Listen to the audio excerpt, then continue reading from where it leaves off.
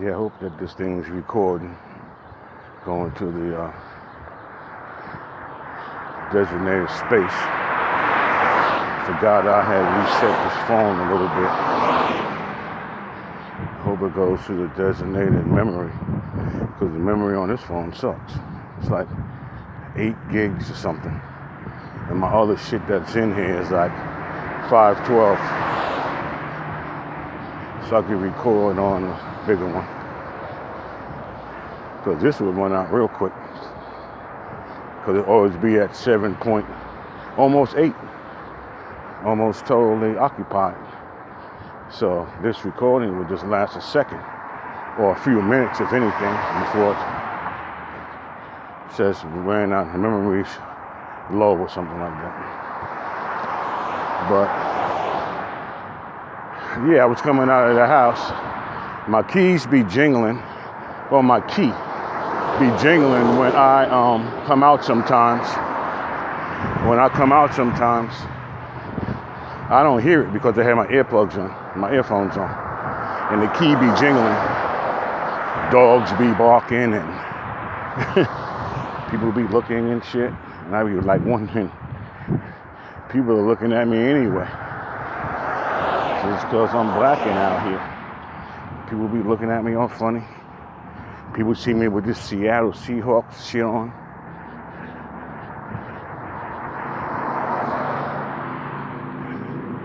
So I don't be knowing what they be looking at, man. That should be bugging me out. And then all the stuff that's going on. All this Black Lives Matter bullshit. And the presidential bullshit. I don't pay no attention. I don't pay attention to none of that shit.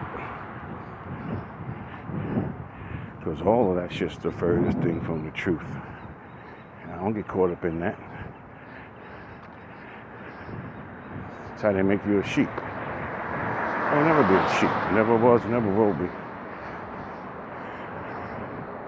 Just like this morning, when I was coming out of the, like I said, my keys be jingling, so I put a rubber band around the key, so it won't click, clack, and jingle against the key, against the keychain thing itself. That whole shit be like jingling.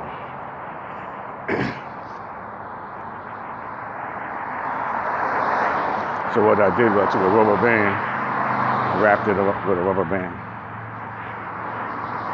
so it doesn't do that.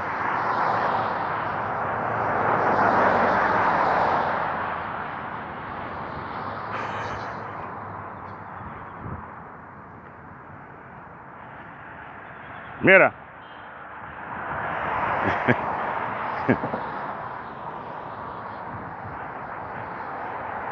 Yeah, that's my guy over there.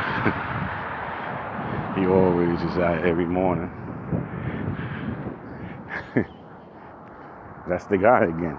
See? Told y'all. It becomes a routine.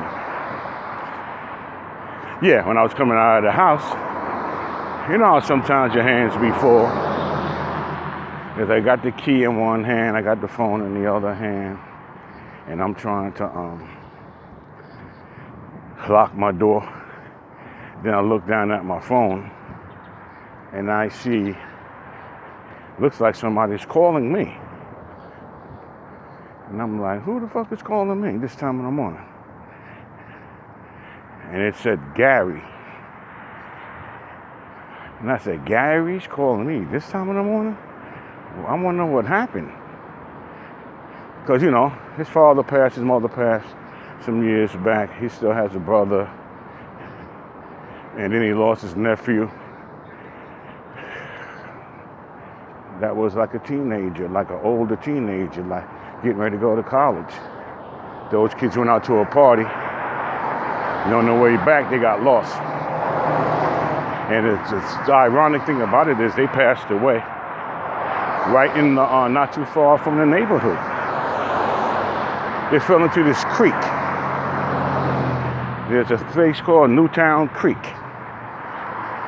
And it's behind a bunch of buildings. And every so often, people tend to, a lot of people run into ditches and things. Well, that's what that creek thing is. So I don't see why they just don't block that whole shit off back there. It's probably blocked off now. But my boy's nephew and his brother's son, me and his brother's the same age. We basically grew up together. And he is 2 years younger than me. He's like my first girlfriend's age. So we laugh and talk about that kind of stuff. I sold him a motorcycle when we was younger. That's my guy. I love him like a brother. We got brotherly love. Me and him, like, and his brother, like really like more deeper than his brother. There goes those waterfalls again. Yeah, like more deeper than his brother. His brother's my age. And we did a lot of things together, played on a few basketball teams and football teams and shit like that. But Gary, he's crazy. That's why I like him. You go someplace with him, y'all doing crazy shit. Reminds me of Flip. Yeah, Gary's one of my best friends too. You know, I would categorize him as one of my best friends. The same as he would do me. And I'm quite sure that he has other best friends that I guess he would consider better friends than me. The same way, right? The same way,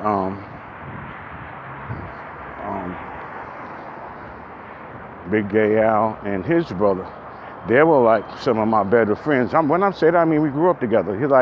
He's a year older than me, Big Gay Al, and his brother's my age. And then they got a younger brother. He's about maybe 4 years younger than them. And he looks at me as his big brother. He lives over here in Compton. He's like a minister or something. He's a big 6'8" nigga. And I like him better than the two older ones. Because of the fact that they're not mama's boys. Now, I ain't trying to say there's anything wrong with being a mama's boy. I just don't think that you could become a full-fledged man if you wasn't raised by men. That's all there is to it. That's like being in a tribe and you being raised by women and you staying at home, baking food and keeping house. Let's get real. There's a difference between that guy and the dudes that's out there killing bears and saber-toothed tigers and whatever the fuck else and following game for days that is like 20 times their size and shit. See what I mean? So there is a difference between a mama's boy and a fucking daddy's boy. And someone with equal balance, mother and father. That would probably be the most civilized one. A guy that has raised by his mother and father. That would be good balance there. You know, not too macho, not too soft.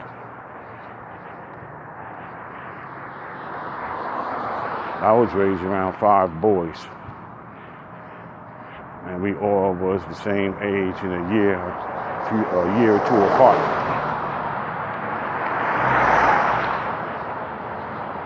We didn't have no sisters and all that shit. We used to do a lot of fighting and a lot of, what do you expect?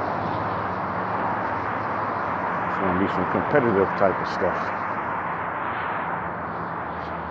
But our grandmother raised us, or tried to. That's all I can say. She wasn't handling us, man. Fucking kidding me? I'd be lying if I said she did. She can't handle us. Couldn't handle us, man. Even though she was the traditional head of the household, my grandfather can handle us. Tear our asses out of frame. But then once we got so big and, became big enough where it's not worth the tussle. And it's not worth, you got 5 strong young adults to beat on. That's not going to happen. That's not going to end well. Because it's going to, it's all going to come to a point where we all start sticking up for each other. And basically that's how shit works. We start sticking up for each other. And then when you start doing that, you got to go. You got to leave. If you ain't taking no more beatings, if you stand there and let them get off on you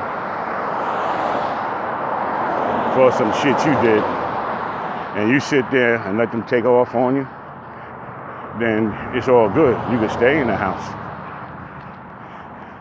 But any man knows that that's getting pumped. Any real man. You just to stand there and voluntarily take physical abuse because you don't have nowhere else to go. That's abuse. It doesn't matter if the child is right or wrong. It still is abuse. And that's what we were. And that's what my aunts and uncles were also. They were abused too. I watched them get abused. My aunts and uncles. I watched my grandmother get abused. I watched my uncle abuse his wife or wives. I watched my oldest cousin abuse his girlfriends. So you're gonna think that's normal growing up until you realize you can get locked up for that shit for a long time and have a violent felony on your record. Because back in the day, it really wasn't nothing. Then they started making it some kind of like crime. But it wasn't even a crime to slap your girlfriend around or she slapped you around and all that. You'd have to kill her. I had a friend I grew up with. He got murdered. His name is Harold Brown. We grew up together. He was a garbage man. I think I told you all before, that's the lowest you can go to get any kind of respect in our neighborhood growing up and in our families, in our township, our community, whatever you want to call it. The lowest you could be as a professional is a civil service worker. Anything under that, you wasn't living. You wasn't be able to afford and live and be around that neighborhood. So the lowest you could be is like a bus driver. Work for the transit authority as a bus driver, or work with the trains and track switching equipment and shit like that. And take civil service exams, like engineering level tests. A lot of people couldn't complete college. A lot of people fell out of school. So you take an engineering, and I don't care who you are, and once you get some kind of engineering under your belt or technical education, you tend to just eat up everything that comes along. Because your mind is bent that way. Yeah, your mind is bent that way. Good morning, how you doing? Damn, she got some titties on her. Ass. I've seen her before. Matter of fact, down this way. Yeah, my mind just went off. My mind just went out. been blurred. And I looked dead at them titties. And I said to myself, I'm like, I took plenty of exams. And I passed plenty. I've worked for the city twice. I didn't retire from the city.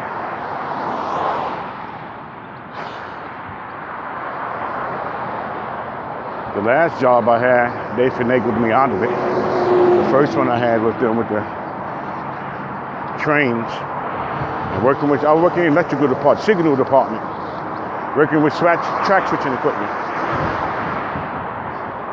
I just didn't like that job. It was a nighttime job, and it had us in the tunnels. It was in the tunnels all night. That's not for me. Before that, I was like fixing copying machines and printers and stuff, dressed casually with a tie and a suit jacket,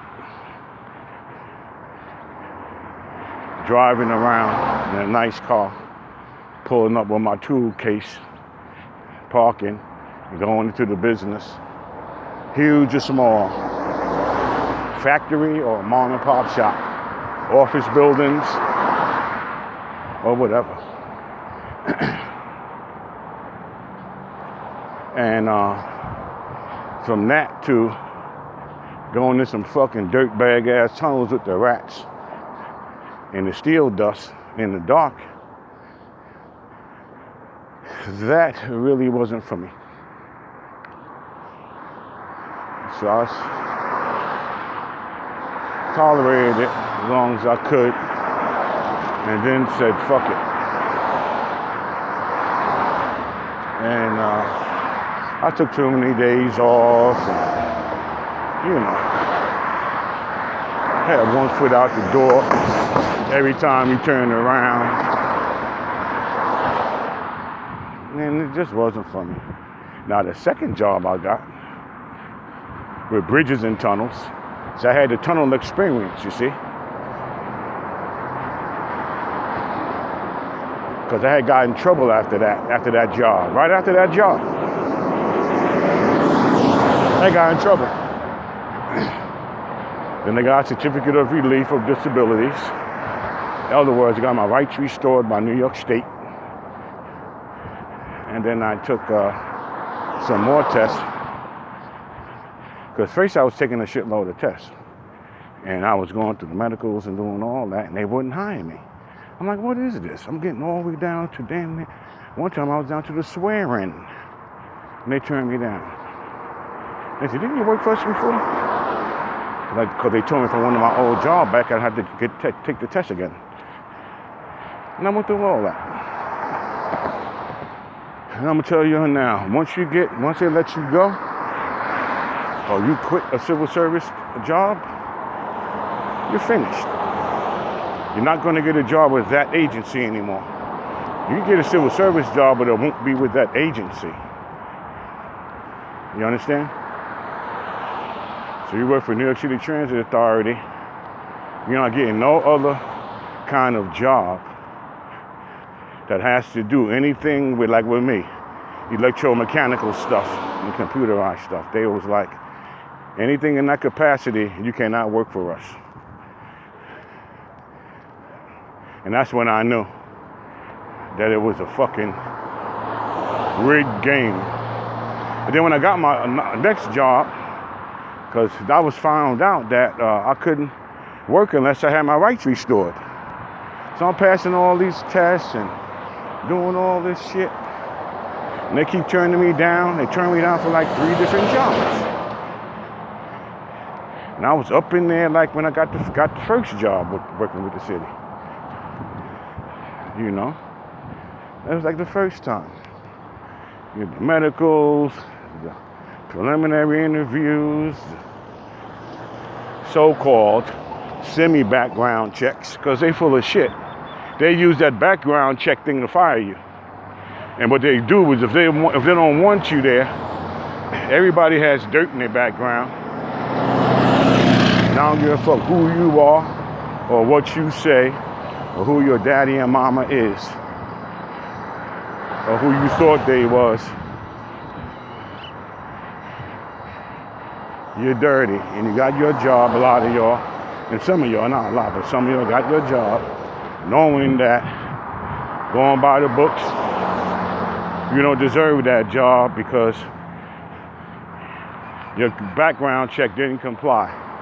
I don't care if it's criminal, educational, experience, or whatever it is. That shit was fudged and forged, and they just let it go. You know why? Because you're white. You got the right skin color, so you let it go. Any non-white, you're gonna go through your shit with a fine-tooth comb if they don't like you. And that's how they got me. I got my rights restored and everything. I missed one day of work. It was a year probation. I missed one day of work. I kept working. Everything was fine. Everything was normal. And then they kept on telling me that I need a year and a half. I needed I think it was 5 years verifiable experience before time of appointment. So you're gonna say, well, and they're supposed to do that shit before they even hire you? Yes, they do. But in their rules, they saying it's optional. You see, that gives leeway for the white people. That gives them leeway to judge you or prejudge you. That's what it does. That's all that is. That's not a background check. That's a prejudge. That's a pre-background check.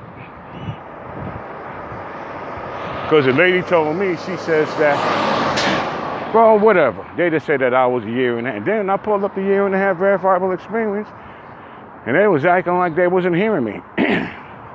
Because how they get rid of you is simple to me. How they get rid of you is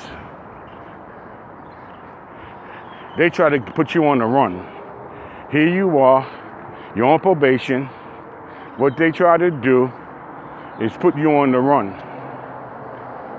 They try to put you on the run where you got to take days off to get documents and this and that and all that. And if you're on probation and you take off too many days, you fucking yourself. And they know trying to dig up old records and old tax records, old employers, all this kind of shit. It takes time. It takes effort. It takes days, weeks. You see what I mean? That's their job to do that. That's their job, is to verify who you are. That ain't your job. That's their job. So they didn't have me on shit. I had my certificate of relief, my rights are restored. And I know that's why they fucked with me. Or put their fucking eyes on me, watched me close. Cause there was a few guys in there. There's a lot of people that's walking around out here with their rights restored. Fuck, I ain't the only one, and you ain't the only one. You as good as a motherfucker that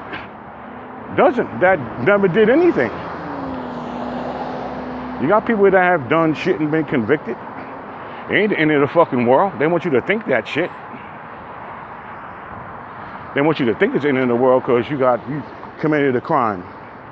All motherfuckers commit crimes for is the heat of passion, or if it's some kind of financial crime, they're just skipping the line. It's like, this is my job, it's getting money. And they do what they gotta do to get money. That's what society does. That's what the government does. And that's what everybody do. Okay? So, save the bullshit. Everybody does that. If you can take a shortcut to $100,000, you will. Instead of having to work 2 years. Instead of having to work 2 years for $100,000. If you can get $100,000 in fucking an hour or a day, you're gonna fucking take it. And it looks safe to you, you take that shit. You don't sit up there and work 2 fucking years or 3 years for $100,000, and that shit's right there for you to take advantage of. That's what they do. That's what they do. That's exactly what they do. They don't be working for a whole lot of money. They be stealing. They be cooking the books. They be stealing. They do whatever they got to do to stay ahead.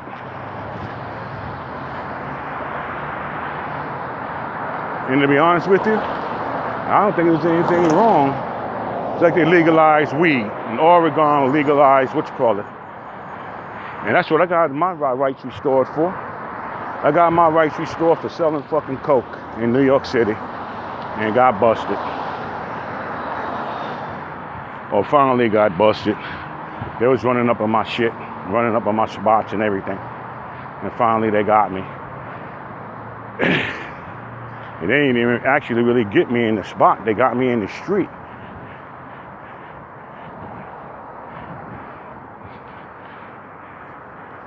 And I didn't have that. And I told them, I ain't got none of your money. Where's the money? Where's the money? I said, I got money, but then ain't none of your money is in there. You know you're fucked up. Ain't none of your money in there. The money you're looking for, that shit gone. It ain't in there. And they started counting. It was like I think it was $486 is what that was. They caught me in my pocket. I started asking all kind of questions and shit like that. And I had another envelope in my pocket for $30. And that was from the next door, cutting the next door neighbor's grass. And she had drove by and seen me outside around by my spot. I didn't give a fuck. I have all kind of hoe ass parties and I'll take every fucking bottle, every fucking can back to the fucking spot and get my money for that. I'd fucking cut grass, shovel fucking snow,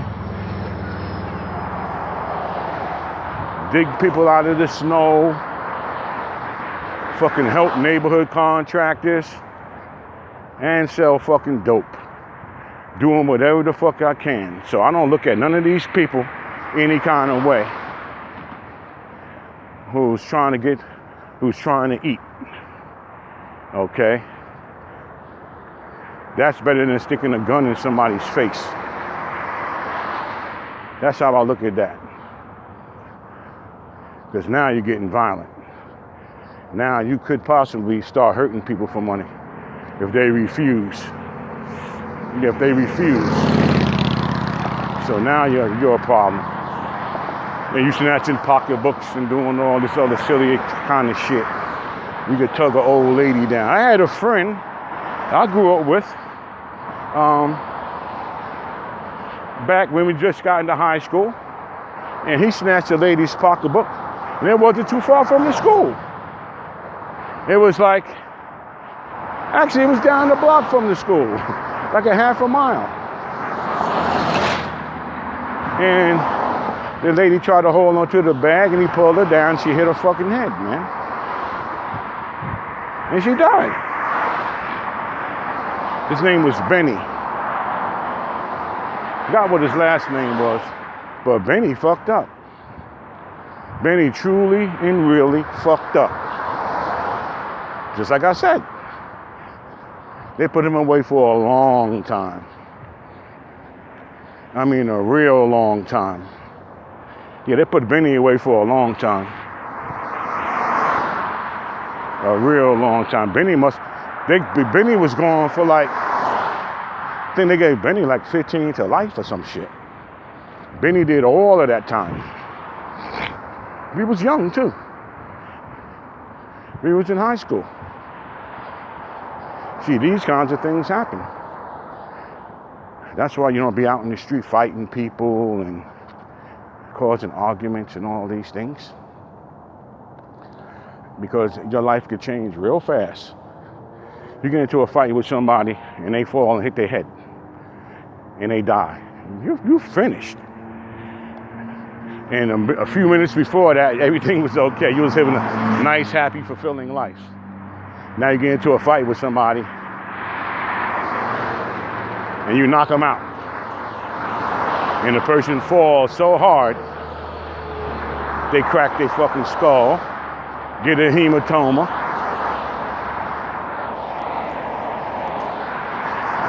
Shit leaks into the brain, and they die. It's not going to be a first-degree murder, no. It's going to be a second-degree manslaughter. But you still killed the human. People will never look at you the same. On paper, or face-to-face.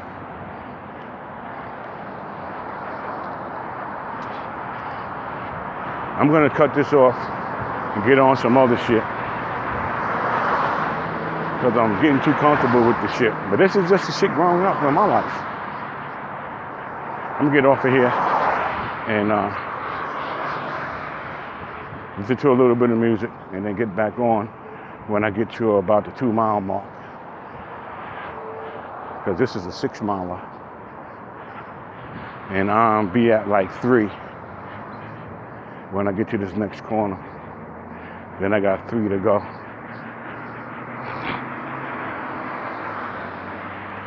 Peace and love.